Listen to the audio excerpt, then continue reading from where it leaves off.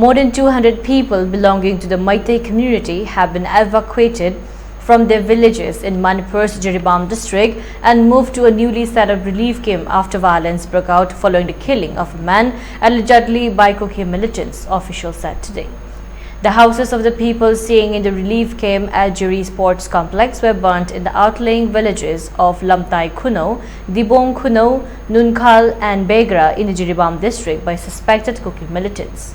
Most of the newly displaced people were staying in the villages more than 30 kilometers from Jiribam town, and officials said adding more security personnel have been rushed to the area.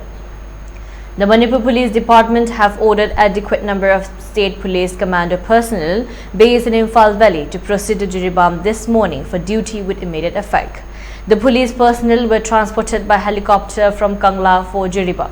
Tension erupted in ethnic strife-torn Manipur's Jiribam district on Thursday evening after a 59-year-old man belonging to a Meitei community was killed allegedly by armed Kuki militants, police said.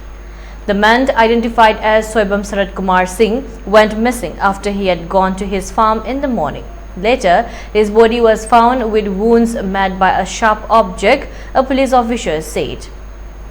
Following the incident, irate locals set fire to an abandoned structure and houses as retaliations. Locals also staged a protest in front of Jiribam police station, demanding that their license of firearms taken from them in the wake of elections be returned to them after the completion of the polls.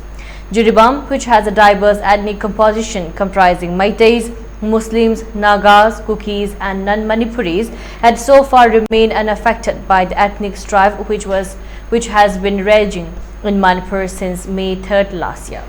The ethnic conflict between Imphal Valley-based Meiteis and Hills-based Kukis has led to the deaths of over 230 people and rendered thousands of people homeless.